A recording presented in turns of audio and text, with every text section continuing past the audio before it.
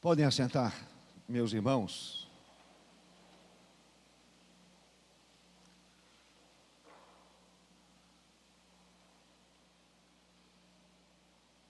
Volte para o capítulo 16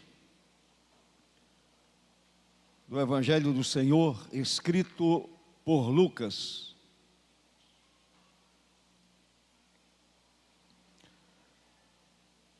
Vamos pensar um pouco sobre a parábola do administrador infiel.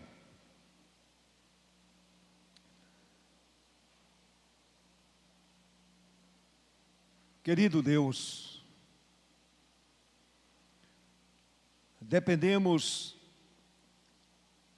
inteiramente do Senhor, totalmente do Senhor. Não somos nada, não sabemos de nada. A verdade absoluta é a Tua palavra. Tu és o Deus único e verdadeiro. O Teu Filho deu a vida por nós. Teu Espírito Santo é o Consolador, o Santo Espírito é o Consolador. Portanto, o Deus Pai, Deus Filho, Deus Espírito Santo atuam em nossas vidas. E o Santo Espírito ilumina a nossa mente a fim de que possamos compreender a palavra do Senhor. E neste momento, eu te suplico, Senhor, ilumina a minha mente,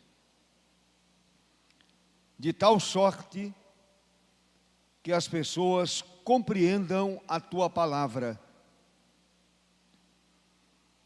compreendam o ensino da Escritura Sagrada, que o homem desapareça totalmente e seja apresentado a pessoa do Senhor Jesus e seja apresentada a Sua palavra e somente a Sua palavra.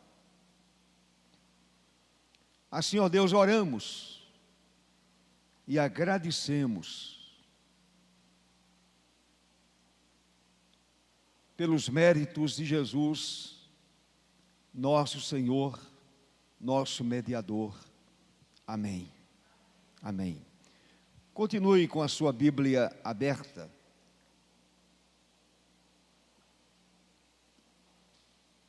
Meu querido irmão, minha querida irmã. Meus irmãos,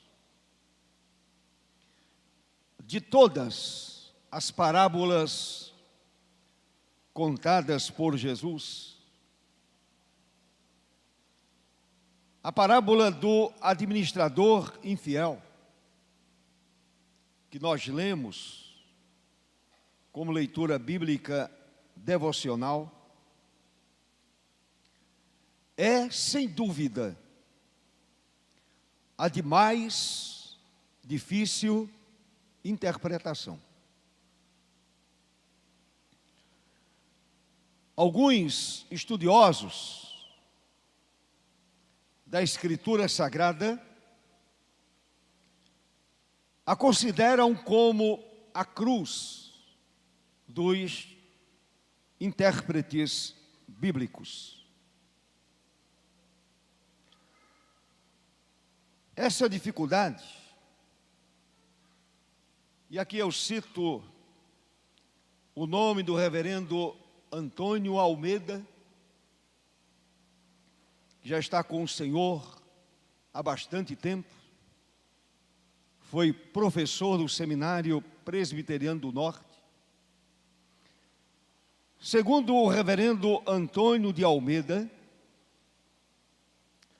foi talvez a razão que mais concorreu para a teoria de que as parábolas, de uma forma geral, se deveriam interpretar em termos gerais, desprezando-se os seus detalhes, como meros ornamentos, sem significação alguma. Algumas pessoas pensaram dessa forma. E Antônio Almeida diz que, por conta da dificuldade do texto, essas pessoas, ou esses teólogos, ou esses intérpretes, ou esses estudiosos, chegaram a essa teoria, dizendo que as parábolas se deveriam interpretar em termos gerais, desprezando-se os seus detalhes. E eles dizem, como meros ornamentos, sem significação alguma. O defeito, segundo o Dr. Hilly, no seu comentário do Evangelho de Lucas, não está na parábola. O problema não é a parábola. O problema não é o texto bíblico. O problema é a nossa limitação de entendimento. O nosso entendimento é muito limitado. Portanto, para o Dr. Hilly, a dificuldade está em nosso limitado entendimento. Daí, as muitas interpretações errôneas desta parábola, algumas até, meus irmãos, com o propósito de ofuscar o brilho moral dos ensinos de Cristo. Alguns estudiosos, com suas interpretações equivocadas da parábola, esses homens estavam, na verdade, tentando ofuscar o brilho moral dos ensinos de Cristo. Não obstante, o que acabamos de expor, vamos considerar, meus amados, os pontos que julgo mais importantes desta parábola do Mestre.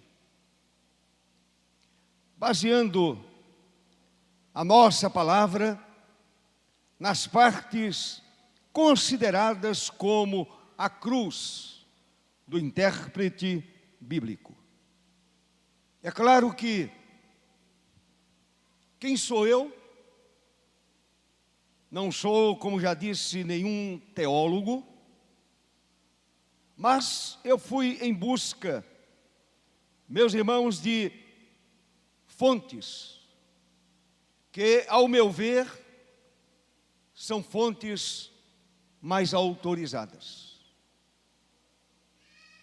São fontes de inteira confiança, de homens de Deus, de homens que conheciam as Sagradas Escrituras, de homens que se debruçavam sobre a Bíblia, sobre o texto bíblico e procurava conhecer exatamente aquilo que o texto queria dizer, sem acrescentar nada, sem mudar nada, simplesmente escrevendo ou falando exatamente aquilo que o texto estava querendo ensinar.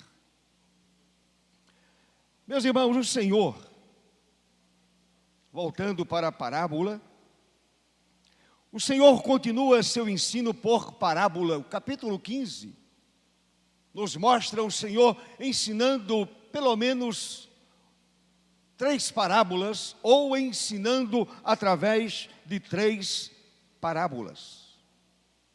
O Senhor continua seu ensino por parábolas diante das mesmas pessoas mencionadas no capítulo anterior.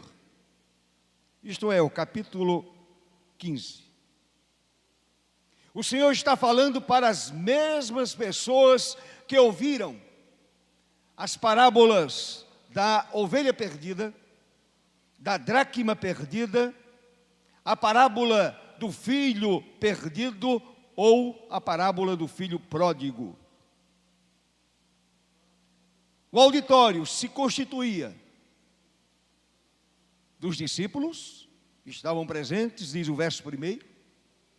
Ele disse aos discípulos, se constituía de publicanos, pecadores, fariseus e escribas. Esse era o auditório para o qual o Senhor Jesus falava. Agora, meus amados irmãos, o nosso amado mestre passa a contar-lhes a história de um homem rico que tinha um administrador ou mordomo, o qual lhe fora denunciado como quem estava a lhe roubar os bens. Olhe para o versículo 1. Disse Jesus aos discípulos: havia um homem rico que tinha um mordomo ou um administrador, e este lhe foi denunciado como quem estava a defraudar, a roubar os seus bens. Estava desviando produtos da empresa. Estava enriquecendo de uma forma ilícita. Verso 2. Então, mandando-o chamar, o homem rico, mandando-o chamar, lhe disse: que é isto que ouço a teu respeito? E ele fez exatamente o que todo empresário faria.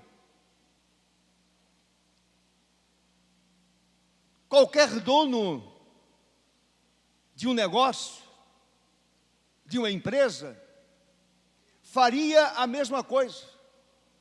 O verso continua: presta contas. Você está aqui agora diante de mim para me prestar contas da tua administração, porque já não podes mais continuar nela. Ele estava demitindo o mordomo infiel. Então, meus amados, como era de se esperar, aquele administrador é chamado à presença de seu senhor, é interrogado sobre esta denúncia, ele passa pelo questionamento do seu patrão. Que é isto que ouço a teu respeito? Certamente aquele mordomo gozava da confiança do seu patrão. E agora ele está, ou ouviu, recebeu uma denúncia dizendo que aquele homem não era tão digno de confiança. Não era tão honesto assim. Era um homem indigno. Era um homem injusto. Era um homem infiel. E a seguir, como já disse, aquele homem é intimado a prestar contas de sua administração, porque ele não poderia mais continuar como seu administrador. Ele é demitido. Presta contas da tua administração, porque já não podes mais continuar nela. Meus amados, esta é a introdução da história contada por Jesus, a qual tem o nome de parábola do administrador infiel.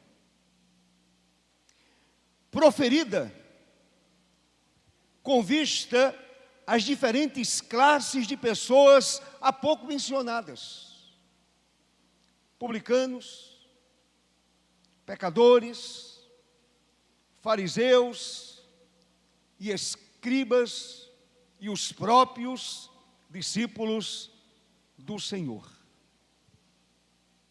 Os próprios discípulos do Senhor. Esse era o auditório. Eram as pessoas que estavam ali ouvindo o amado mestre ensinar através de outra parábola. A parábola do administrador infiel.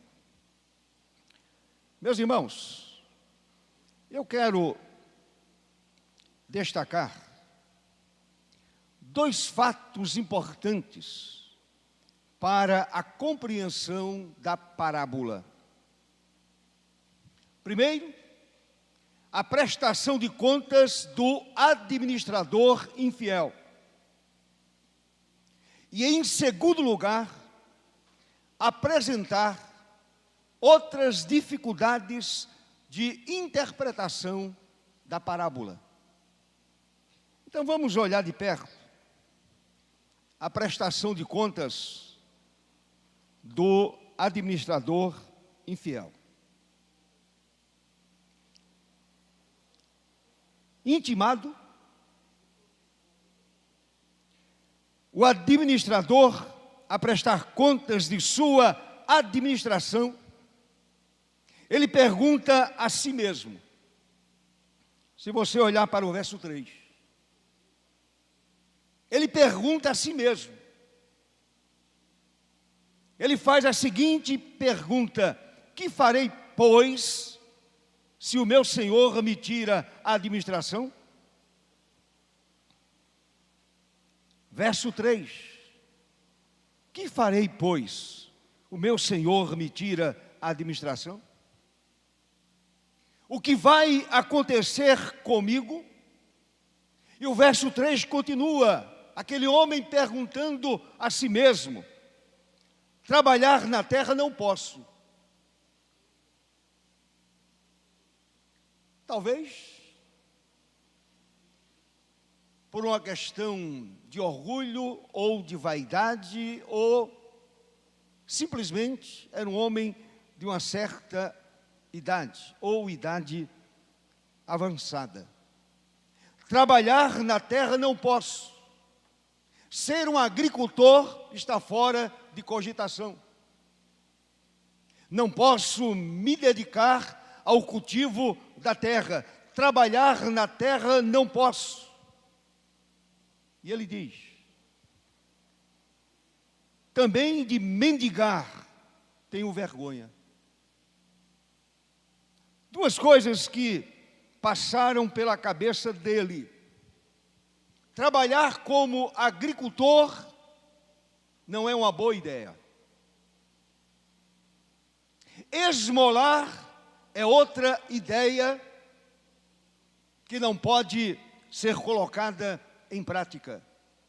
Eu tenho vergonha. Eu me sinto envergonhado. Depois de pensar um pouco, depois de raciocinar e pensar durante um bom tempo, não foi algo que aconteceu de repente. Depois de pensar um pouco, aquele mordomo infiel acha uma solução. Ele encontra uma solução para o problema.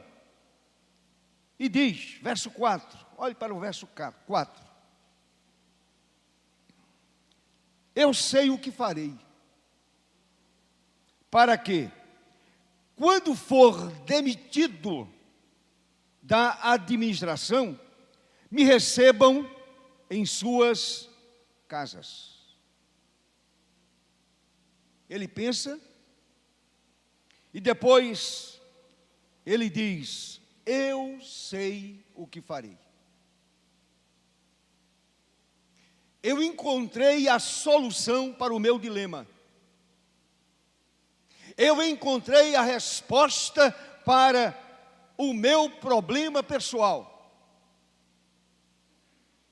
Certamente serei demitido. E agora, eu encontrei a solução. Meus irmãos, com um plano que concebera e executou, como está escrito no verso 5 a 7. Ele concebeu o plano e executou o plano. Ele pensou, raciocinou, meditou, e aí ele concebeu o plano. A ideia lhe veio à mente. E ele pôs em prática aquilo que havia pensado. Olhe para o verso 5, verso 6 e verso 7. Está escrito: tendo chamado cada um dos devedores do seu senhor, disse ao primeiro: quanto deves ao meu patrão? Respondeu ele, aquele devedor, aquele que comprava 100 cados de azeite. E aqui está a ideia. Então disse: toma a tua conta, assenta-te depressa e escreve 50. A metade. 50%. Depois perguntou a outro: tu, quanto deves?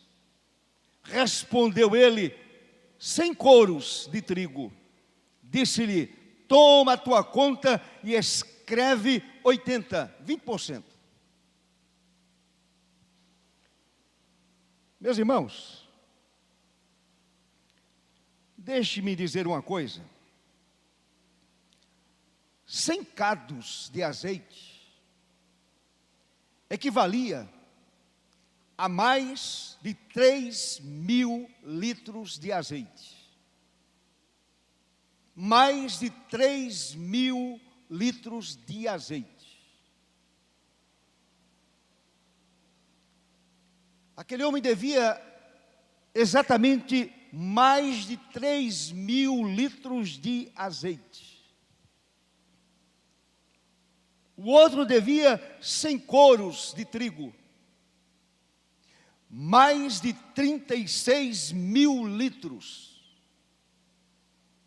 A conta era enorme. Toma a tua conta, assenta-te e escreve 80. Cabe aqui uma explicação sobre essas medidas hebraicas usadas no texto. Primeiro, a palavra cados ou bato provavelmente era uma medida para líquidos. A outra palavra certamente era uma medida usada para secos. Provavelmente, meus amados irmãos, o bato era a medida de maior capacidade entre os hebreus, excetuando o caso do homer, que é outra medida acima do bato, acima do couro. Um homer valia 10 batos. Neste ponto, meu querido irmão, surge a primeira dificuldade de interpretação da palavra. Primeiro problema. A primeira dificuldade. Você deve quanto? 100, escreve 50. Você deve quanto? 100, escreve 80. Aqui surge o primeiro problema. A primeira dificuldade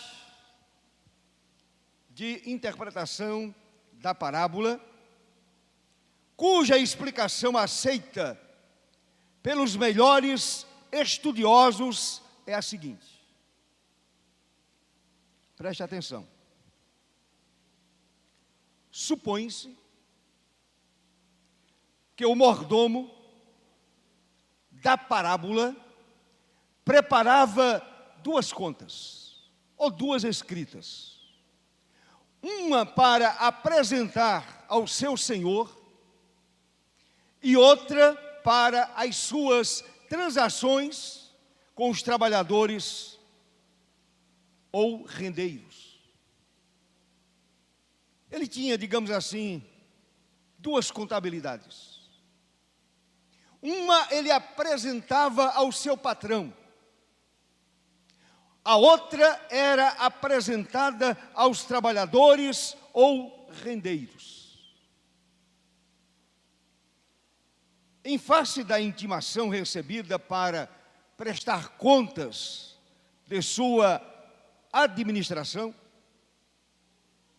receoso de que o senhor, o seu patrão, de posse dessas duas escritas ou relatórios diferentes, viesse a descobrir as desonestidades de seu mordomo. Então, imediatamente se apressou em fazer as reduções mencionadas nos versos 5 a 7. Quanto você deve? Mais de 3.000 litros de azeite. Escreve 1.500 litros. Quanto você deve? Eu devo 100 couros de trigo. Escreve 80. Vamos diminuir esta conta. Meus amados, assim reduzidas as contas de cada um dos credores, as importâncias passam a conferir com as do relatório já em poder do seu senhor. Os irmãos entenderam? Aquilo que ele havia apresentado ao seu senhor era diferente daquilo que ele tinha. E agora ele conserta a situação, ou tenta consertar a situação, e aí a informação que ele traz, o relatório que ele traz, vai bater com o relatório que o patrão já havia recebido. O patrão já havia recebido. Desse modo,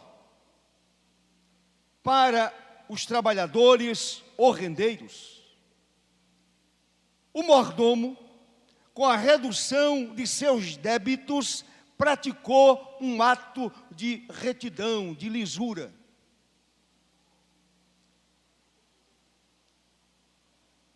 E de repente ele diz: se eu estou sendo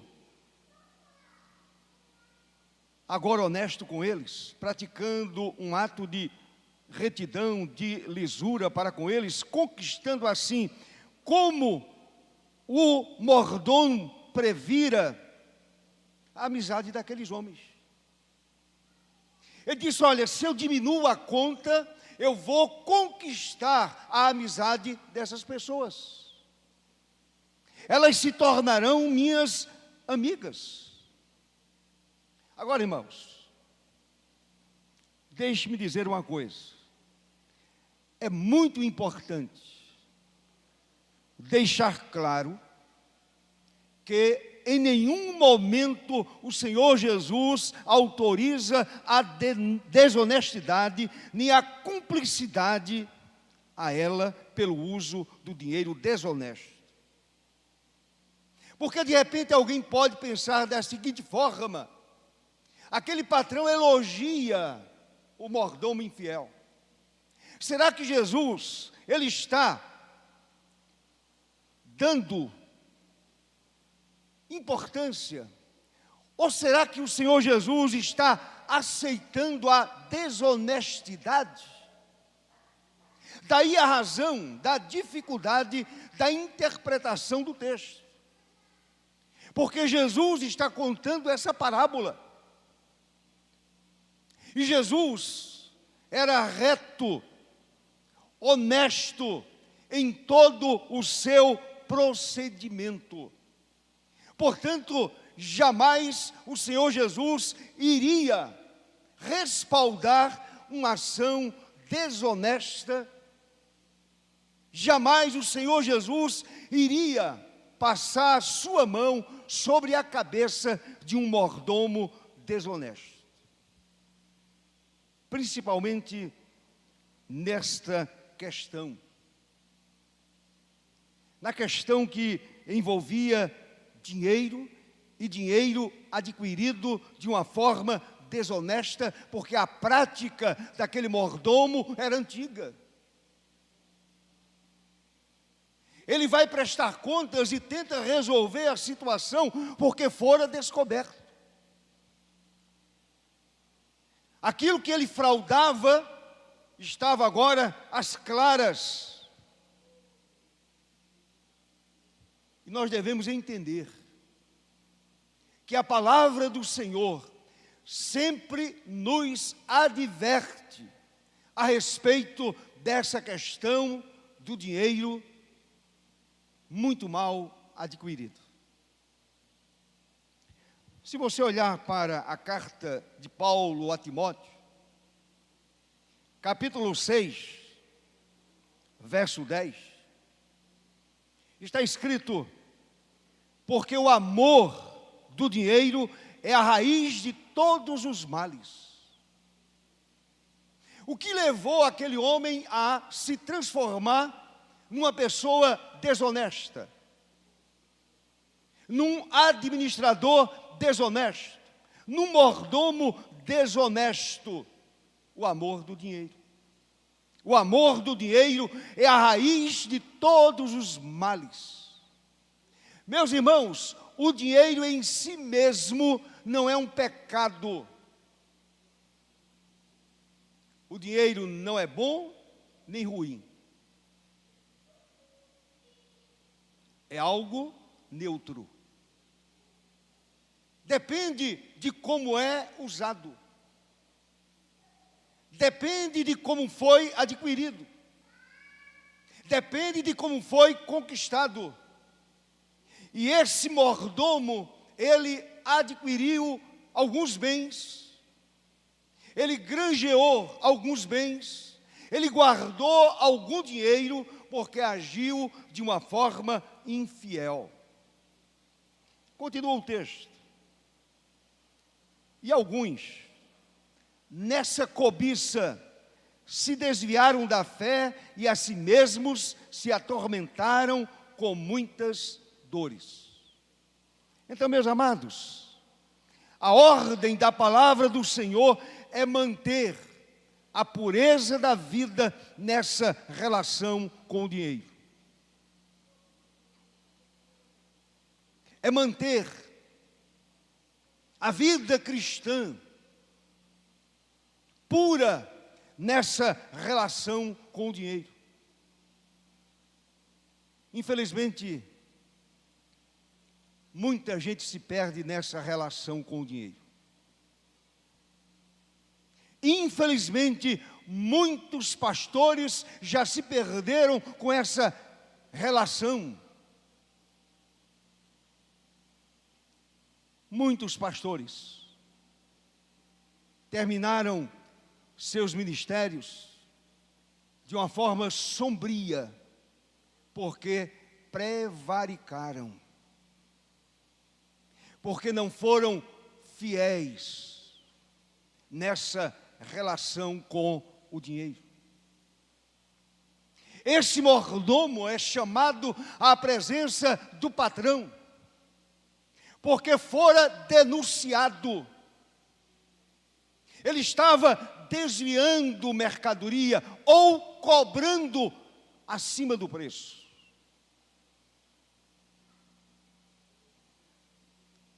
Ele estava cobrando mais do que devia.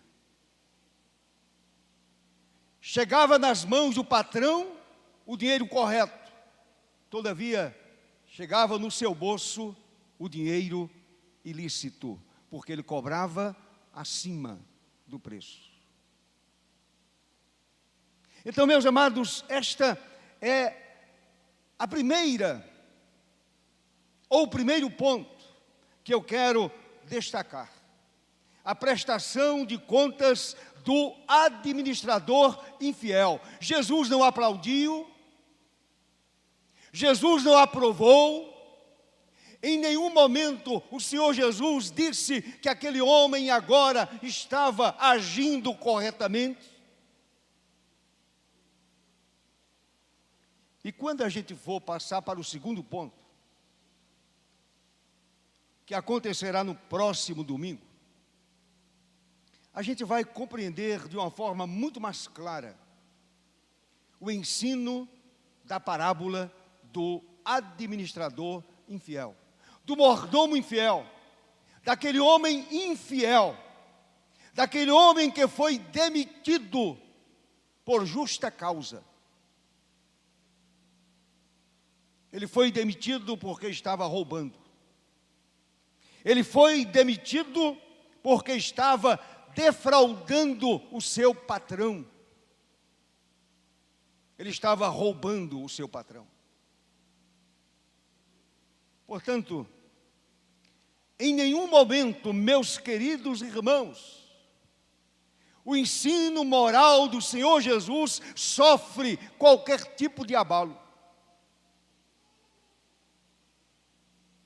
Não podemos conceber essa ideia de que o Senhor Jesus estava aprovando a ideia daquele cidadão. Quando surgiu a ideia na cabeça dele, eu vou mudar essa situação. Você deve 100, escreva 50. Você deve 100, escreva 80. Sendo assim, o relatório que está de posse do meu patrão vai bater com esse relatório que agora vou apresentar a ele. Todavia, meus amados, a denúncia era cheia de evidências. E aquele homem iria pagar pelo desvio de conduta. Nunca esqueça, meu querido irmão, qualquer desvio de conduta recebe o castigo de Deus, recebe o juízo de Deus, recebe a penalidade do Senhor. Na minha vida e na sua vida, não pode existir desvio de conduta, principalmente nessa relação com o dinheiro. Nessa relação com o dinheiro. Deixe-me dar somente um exemplo para concluir.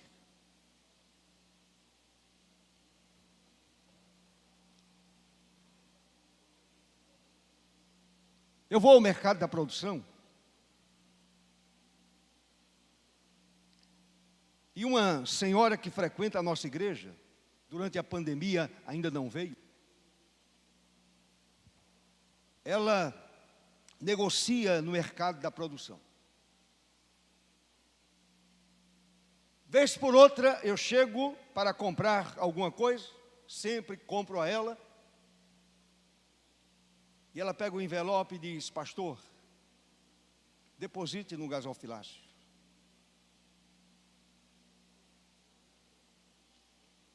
É o meu dízimo. Quem está vendo? Humanamente falando.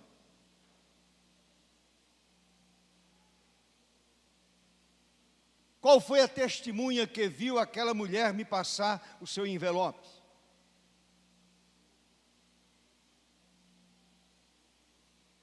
Como seria fácil desviar aquele dinheiro? E é assim que muita gente procede. Ninguém viu. Não há testemunha. De repente o esposo dela está pertinho dela, mas ela entrega de uma forma tão, digamos assim, tão discreta. Ela chega e diz: pastor, aqui está o meu dízimo, e põe na minha mão.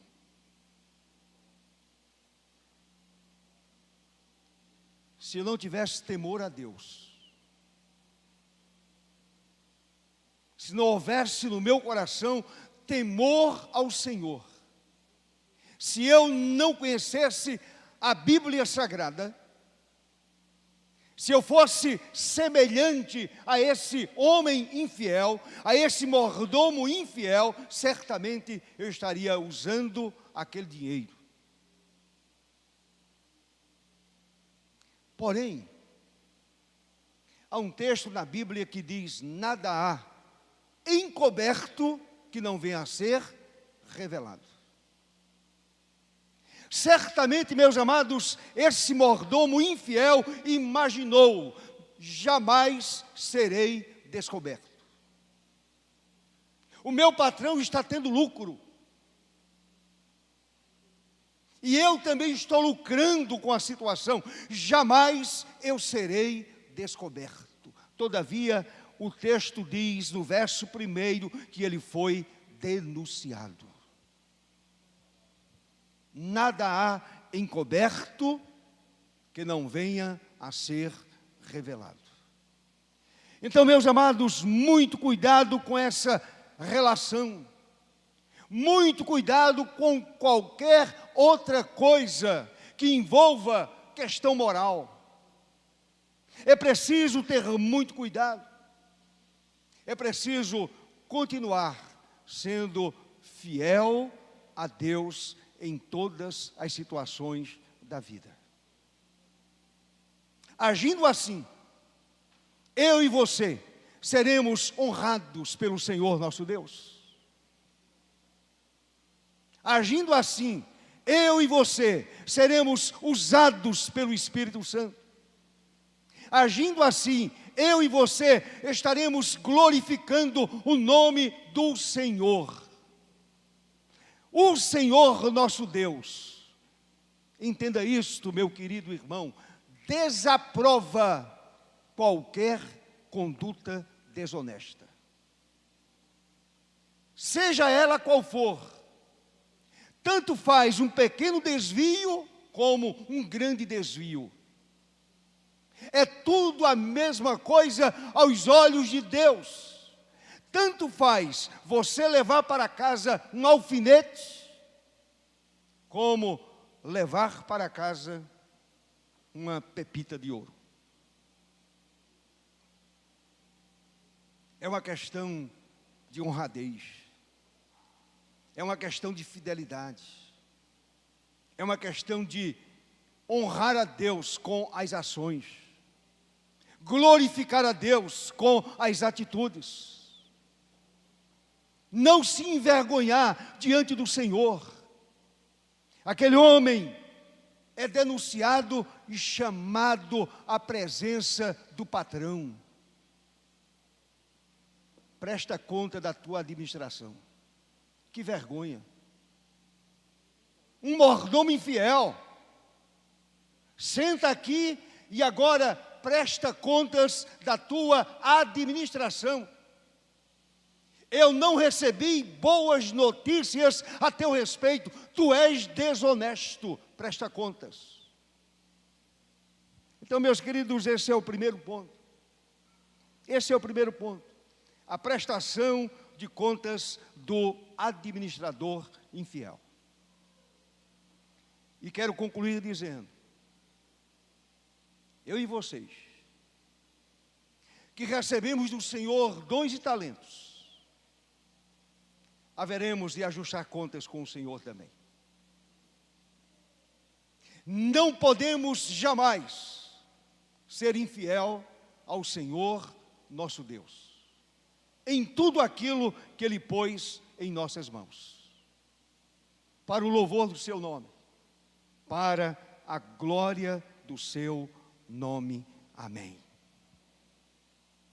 Então, meus queridos, no próximo domingo, a gente vai olhar um pouquinho para outras dificuldades de interpretação da parábola, alguns textos ou alguns versículos que até confundem a nossa cabeça. A gente olhando para o texto, de pronto a gente diz, misericórdia, eu não entendi nada. Porque de repente eu vou somente adiantar isso, aquele homem foi elogiado. Será que Jesus está aprovando uma conduta dessa? O seu senhor, o senhor daquele mordomo, o seu patrão, o elogiou. Será que será que o amado mestre está concordando com a atitude do mordomo infiel? Veremos que não. Veremos que não. A grande verdade é que o Senhor iria oferecer uma lição muito importante aos seus discípulos e àqueles que ouviam essa parábola.